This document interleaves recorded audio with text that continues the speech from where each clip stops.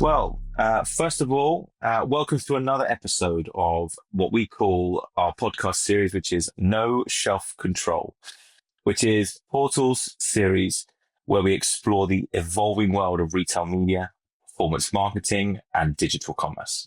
Today, I'm super excited to be joined by Rasmus Engefors, digital marketing manager at Karo. Rasmus has been at the forefront of digital marketing across Karo's portfolio, helping shape strategies that connect both media investments to real commercial outcomes. And this episode is extra special as Karo has been a fantastic partner to Portal. We've worked closely together to build a new approach to measuring and optimizing performance using unique session level behavioral data. But before we dig into all of that great work Rasmus and I have been doing with our teams, Rasmus, tell us a bit about you, your role at Karo, and what drew you into digital marketing in the first place. Yeah, thanks for having me on, Ollie. I don't know. My role, as you said, is a digital marketing manager at Karo Healthcare, and so I basically facilitate and help the brand managers with their digital strategy, and try to work together with our retailers to enhance and improve our collaboration, basically. What drew me into digital marketing? I don't know, circumstance, I guess. So I studied communication pretty much without a clear idea of whether I wanted to go into like public relations or internal comms or marketing. But then I ended up at an agency called Actionist, which focused on something that we called action marketing. I don't know how adopted that is in UK, but basically it centered around creating campaigns that drove action. In contrast to like more brand building agencies, we were a little bit closer to the customer and the retailers and so on. And that was a really good introduction, I feel like. And I think kind of enabled me to have this role that I have now, because I worked with some incredibly creative people, but they weren't like at the same time they were laser focused on creating result. It wasn't about like winning awards or prestige. It was even though like the ideas were strong, it was creating campaigns that actually worked for the client. And I guess I think that mindset sort of stuck with me. I don't know how much it for me or if I'm just well suited for it, but I really like the combination of the creative aspect of it as well as getting those like measurable outcomes. So I think that's sort of why I ended up in digital marketing and is sitting here with you right now. Yeah, absolutely. My story is exactly the same. It's I had a pursuit of wanting to know when we run this creative versus that creative, what is the difference in behavior? Yeah. And I think it's probably why we've gelled so well and have the conversations we have and have done the work we've done together. So I always like to start with something a bit more lighthearted. So just touching back on your experience in digital marketing, if you had to describe the current state of our industry, the digital marketing industry, in one sentence or a metaphor, if you want to, what would it be and why? I actually got this question at a company conference, like I don't know, pretty recently, I think, a few months back. Okay. And I'll let you decide how fair this comparison is. But when I started at Actionist, like I don't know, 12 years ago, basically. I kind of feel like marketing was sort of like fishing in a calm lake with a single like fishing rod, and now it's more like I think I said deep diving with high tech sonar and gear and live streaming it to an audience all while the tides are changing and you're expected to find like a hidden treasure every third second or something like that. I don't know how I don't know how fair you feel that comparison is. I like that. I like that comparison. And metaphor. It makes a lot of sense. It makes a lot of sense. Lots of tools and huge expectations when actually, it used to be very, very different. And a lot more challenging. Well, it's still challenging, right? But yeah, I understand that. I mean, I guess it was challenging with a fishing rod like a few years ago as well, because you didn't have all that tools. But as you say, it comes with an expectation, the landscape is always like shifting, and at the same time, like the attention rate is getting lower and lower within our audience that we were trying to target, and yeah, so it's a bit more chaotic, maybe like I don't know how fair that comparison was, but yeah, No, I liked it. that I is liked that. it. I think it's not one I've heard before either as well. So I really like that comparison. So thank you for that. No Okay, worries. cool. We're going to dive a little deeper into that, which is our first sort of topic here, which is industry challenges, right? So let's start broad. So from your perspective, what would you say the biggest challenges facing digital marketing and e-commerce teams at CPG companies are today? I'd love you just to touch on, so, what are you experiencing at Karo? Hmm. Yeah, no, but going back to the metaphor, I mean, the biggest challenges is obviously like if you don't have that high tech gear, when you're deep diving, you're basically you're only going to be as good as your the tools you're using and the data you're gathering, right?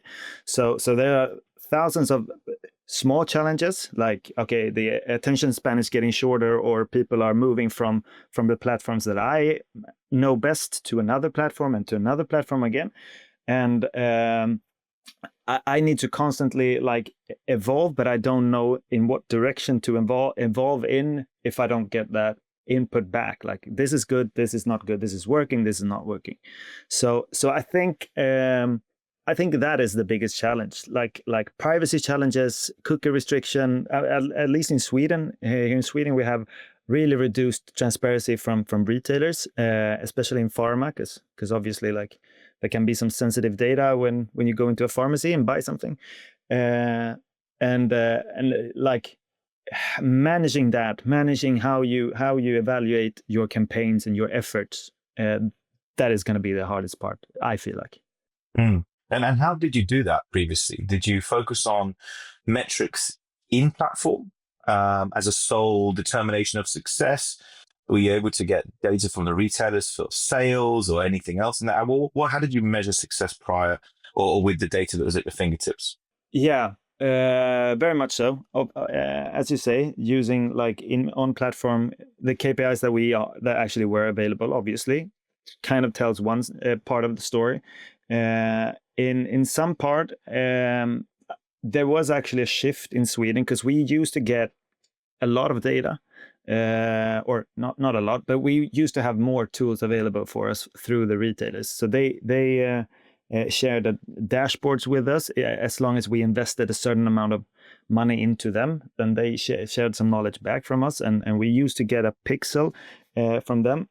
But with like then we had some high profile lawsuits. Some pharmacies were fined because they had shared sensitive data to Meta and TikTok to some extent, I think, as well. So Right. so they like pulled back and restricted our involvement. I don't know, actually. They're not very transparent with me, so I don't know how much data they still utilize, and if they utilize pixels and stuff like that. But that so we actually had a framework set up and a routine on how to evaluate our campaigns, and then the rug was sort of pulled under us. So then we had to like a little bit blindly trust them, giving them some money. Here, please, can you invest in Google search for us, or utilizing more content display and stuff like that, and just praying and hoping that it worked. I think that has been like that was the biggest challenge for me, coming from actually getting a lot of insight and being able to do a lot more, and then being restricted, and having to say to my brand managers, I don't know how this worked. What are then some of those tensions that you see? Because everything you describe would push in what I know to be true, a brand to just move towards brand building versus pushing for conversion, right? And so you've got that constant battle of, well, we've only got upper funnel metrics we can have access to. Do we stick investing in upper funnel, or do we move to a more of a retail heavy, trying to look towards conversion activation? So how have you seen those challenges change in sort of the past 12 months? Yeah, for us specifically, so as you say, when we were restricted with and did have all tools available for us, that we had no real option of investing in the middle and lower part of the funnel. So it was very much focused on driving like awareness, focusing on broad awareness and utilizing those KPIs on the platforms like impression reach, but also the right frequency and hoping that you find the right audience. But through Portal, we've been able to like evaluate how relevant that those campaigns are, and seeing the like the bounce rate on those. So we sort of get a feel of, okay, how relevant is this actually to our audience, and what value does it create? I obviously feel like you still need to have a broad awareness. Like you need to have a top funnel to drive interest, but we also in pharma, there's a lot to be done on educating people. Like, is this a symptom for this or this? Am I a sufferer of like, we have hemorrhoid creams, we have skin conditions, we have you name it, sick, cold, cough and cold, and mouth issues and everything. So there's a huge burden on us really to educate people in how to actually treat. You can it's just not Coca-Cola. They can, here's our brand, go buy it. And we need to do that through the retailer, through the retailers that they actually that the consumer trust, and so we need to actually ensure that people are landing on the page, are reading the page, and evaluating how relevant we feel like this audience think our content is. And so we have definitely seen a shift from being able to just basically do brand awareness to driving consideration and also conversions, obviously, but especially like educating people. This is your condition. This is what a dermatologist thinks about this. Here's the product that might solve this. Yeah, no, I know from the work that we've been doing together, we've seen that, right? That when you actually measure that approach versus standard sort of creative straight to a retail environment, you actually see the uplift in the positive traffic. So I want to jump straight into that now, Rasmus, which is that work we've been doing together. So you have been an early adopter of the session level behavior, specifically in the Nordic market, and we've seen some fantastic results. I want to jump straight to a multi-market test that we've been running for some of your key brands, and just want to talk about, for the audience's sake, what were some of the key goals of that initiative, and why did you want to sort of jump into that project with Portal specifically? The big goal was to validate basically whatever this setup could like replace that data ecosystem that we used to have, especially in Sweden. Like the pixels, is this viable to invest more in and actually educate people through the retailers, and can we keep that old setup that we really liked with a full funnel, even without having that close collaboration with the pharmacies and with their restrictions. Basically, to use a metaphor, we used to pay, obviously, for our collaboration with the retailers, that they give us data access and a pixel. So it's sort of like we wanted to test if we can switch from buying pre-made ingredients at the store to like growing our own and collecting our own data, and now rolling this out across multiple markets. We know that the ingredients are farmed the same way everywhere, which means we can be so much more successful in comparing our I'm stuck on the metaphor recipes, but basically our campaigns. So if we have a harmonized view of this is how the KPIs are collected, this is what we're looking at, then we can sort of join efforts across the different markets, because the Nordic markets are kind of the same, and we often run the same campaigns across different markets. So we can learn from each other, and we can collaborate in to a great extent, in contrast to what we could before, obviously. Because even if Norway got some data from their retailers and Sweden gets some, we can't be sure if they're counted the same, if they have the same attribution model and everything. But But with this campaign, we wanted to ensure, first of all, that we could. So I think that's the biggest thing we wanted to test. Nice, nice. So we're referring to the fact that we were enabling you to measure with our portal solution, retailer for retailer, with the same methodology of how a customer comes through the conversion funnel, and you can then compare those two side by side, apples to apple, or to use your analogy, recipe to recipe with your own farmed ingredients. I really like that as well. Another a good metaphor.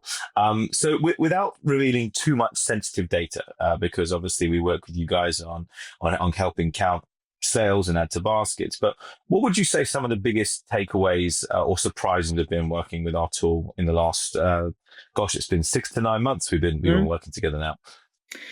So a few things. The first thing we learned that I was kind of shocked by, because I obviously had that 2-year gap from having a lot of insights, 2 years, and then getting those insights back basically through you guys. And I was shocked by how many of our session bounced, especially when we did these broad, maybe TikTok broad audience campaigns and kind of generic messages. I knew we used to get kind of high bounce rate on those, but seeing but it's north of 98% bounce rate for this campaign that we've been running actually for 2 years. That was sort of it was sort of shocking. And it was a reminder that just being online and being with the platform that we know our audience is it's not enough to grow digital sales. Basically on the flip side, something that shocked me was the improvement we saw when we actually optimized for landing page views versus link clicks.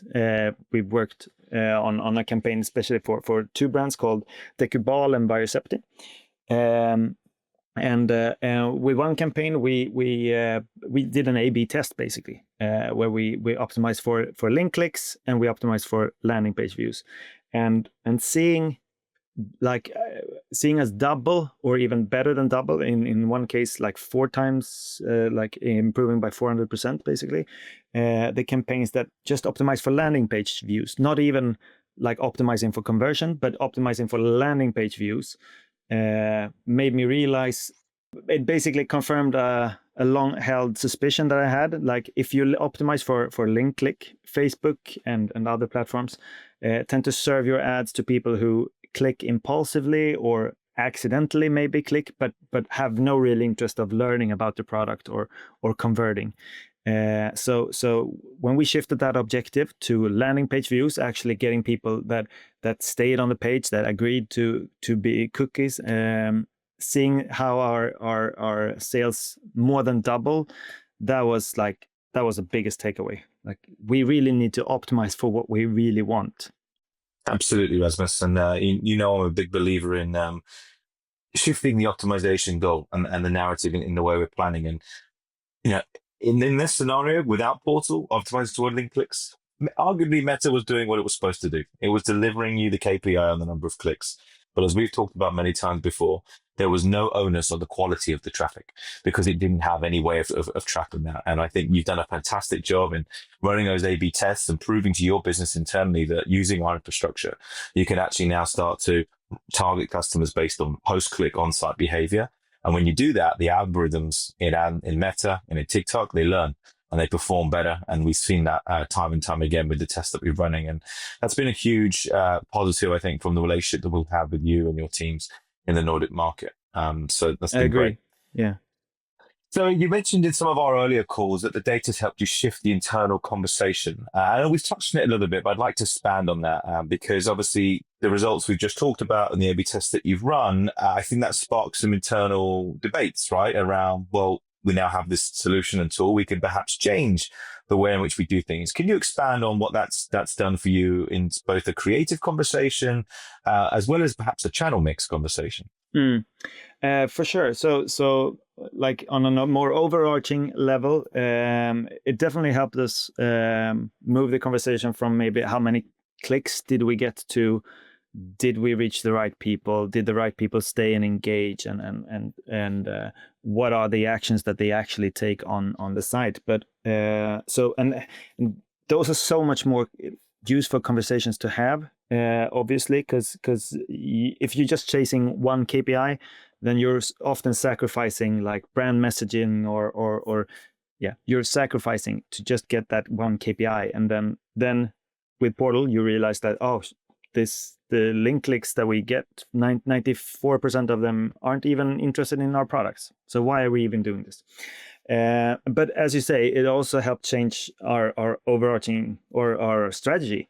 Even though we were right in the middle of the year, that we started, we still reprioritized our whole yearly strategy, and we started shifting money away from some platforms and to others. For instance, we this opened up the opportunity for us to do Google search, which we used to give. Basically, we were paying the retailers to do that for us. The issue is obviously like we didn't have ownership of it. We didn't see the data. They sent us a report once a month, but even so, we realized that okay, so they say we have this amount of ROI, ROI on this campaign, but it's really that is their ROI. It's not it includes competitors to us that they're actually buying it, and it includes basically their whole basket and not our product. And we couldn't evaluate if how much of the basket were actually attributed to us.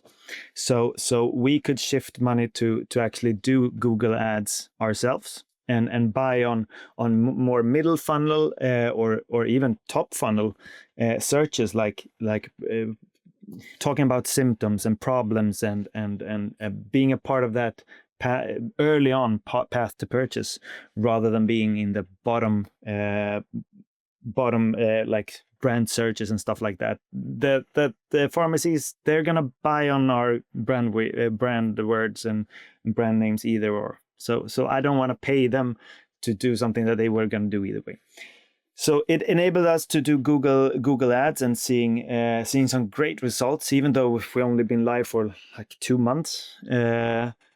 We're already like reaching where I thought we would be in 6 months, with a ROI on or return on ad spend basically of 300 to 400%, and that's just, I mean, that's way better than I dared to expect. Well, that's fantastic, Rasmus, and thank you for sharing those insights. And we've been super pleased to be able to help you open up that new channel and really help drive that level of performance for you and your brand's media spend. So I just want to finish things off around our collaboration around, it sounds like we've really helped the team sort of rethink media performance, especially beyond the traditional click to sale view. Would you agree with that statement? And where do you really see the next sort of 6 months to 12 months working with Portal? I 100% agree with you. And yeah, it pushed us to look like at the quality of the interaction rather than the quantity. And I know it sounds like cliche, but if quantity is the only metric you have, then obviously that's what you're going to look at, and that's what you're going to compare. So I mean, I wasn't stupid before getting Portal. It's just I had less high tech diving gear. But so yeah, we started paying more attention to what happened like after the click. How do people scroll? What do they explore? What competitors to us do they explore? And how many of them add to cart and so on?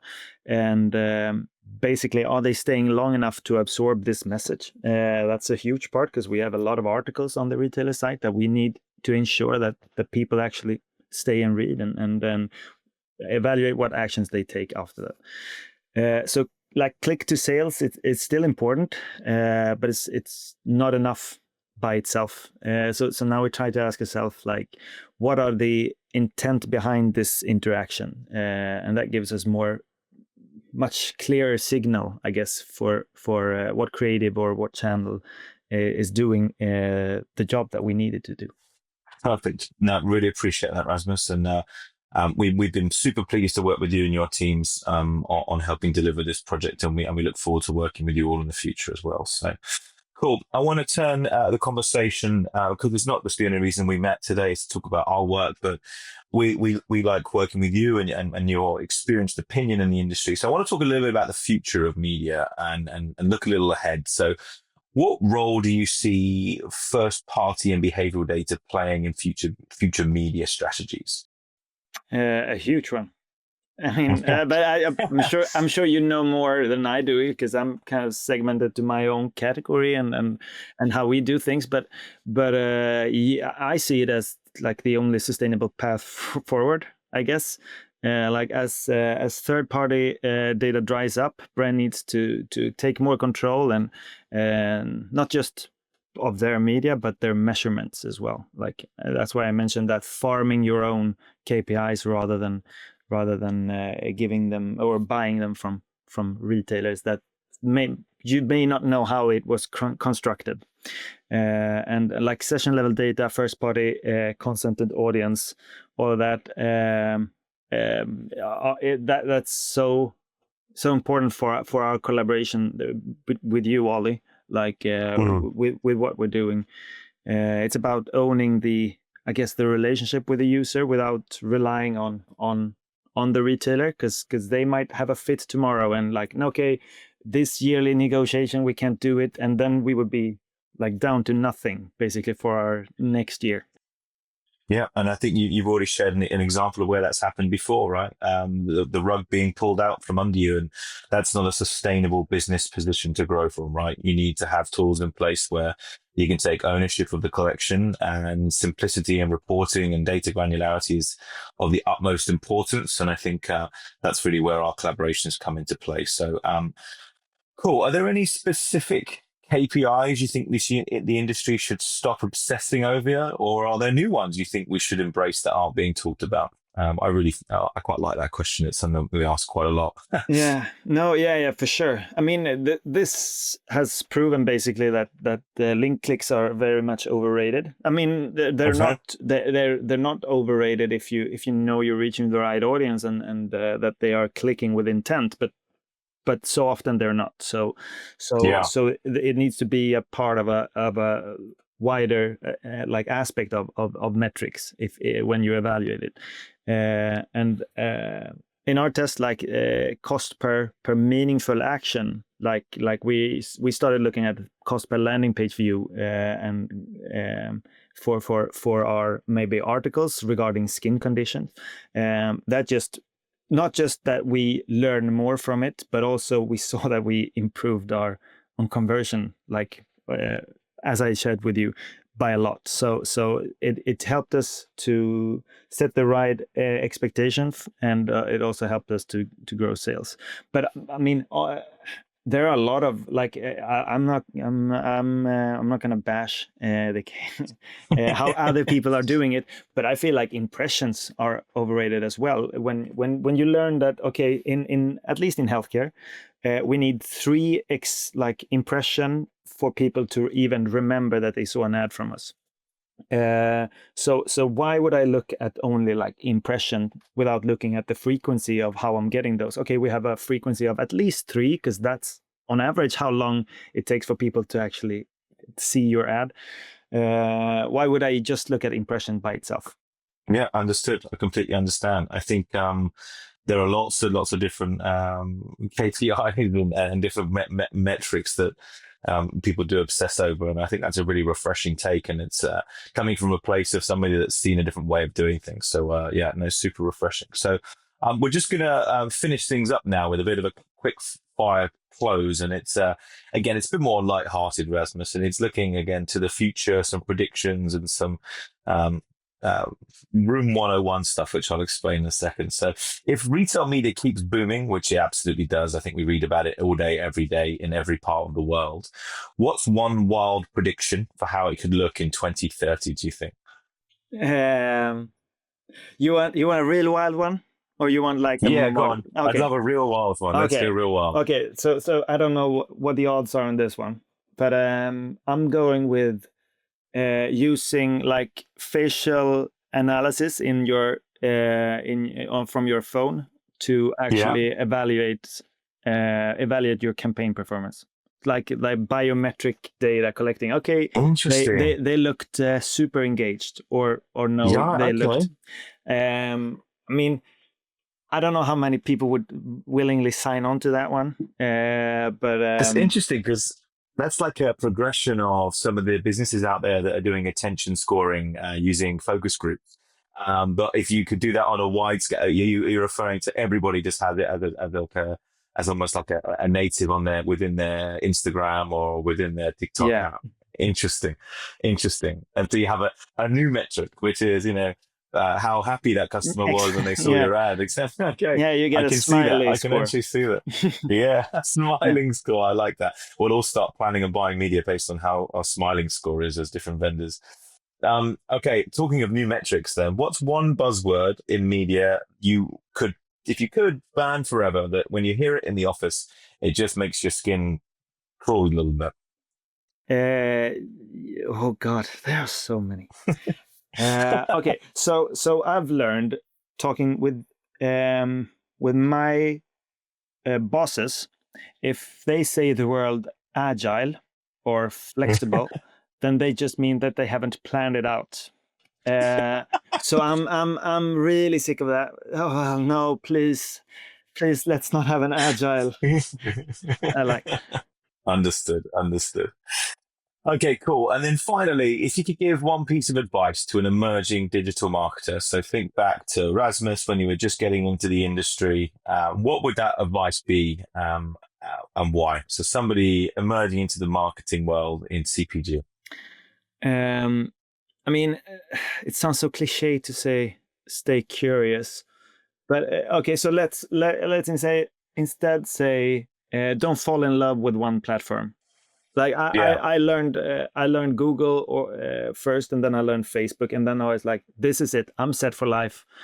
And I was reluctant to like, okay, let's check out Snapchat, let's check out Pinterest and TikTok and everything, because I was so good at one platform. But now I realize, like, yeah, you can't fall in love with one platform because consumers like it shifts so quickly. And I thought I was still young and cool. I'm 35, but I'm not. I can't keep up with these kids. I agree with you. And I know stay curious does sound, I get why you think it would sound cliche, but I would completely agree that being curious is one of the best skill sets you can have. And that plays into, not just sticking to one platform. It's just, I wonder how that works differently to how this works. And Exactly. it's how I treaded path through my career as well. It's just being super curious as to how different things working. And it's the best way to become a well-rounded digital marketer for sure. Okay. Agreed. Well, Rasmus, I want to thank you for your time in joining us today on the No Shelf Control podcast. It's been fantastic to hear your insights and your thoughts on the industry and the sort of broader movements that are going on, but also to hear firsthand some of the great work that we've been doing together and how we've been able to help your teams at Karo. Has also been fantastic. So thank you for taking the time to join today. And I look forward to speaking with you soon. Yeah, agreed. It was a pleasure. And I just need to agree. It's been a real joy working with you. It's been so helpful. Thank you so much, Rasmus. And we'll see you in the next one.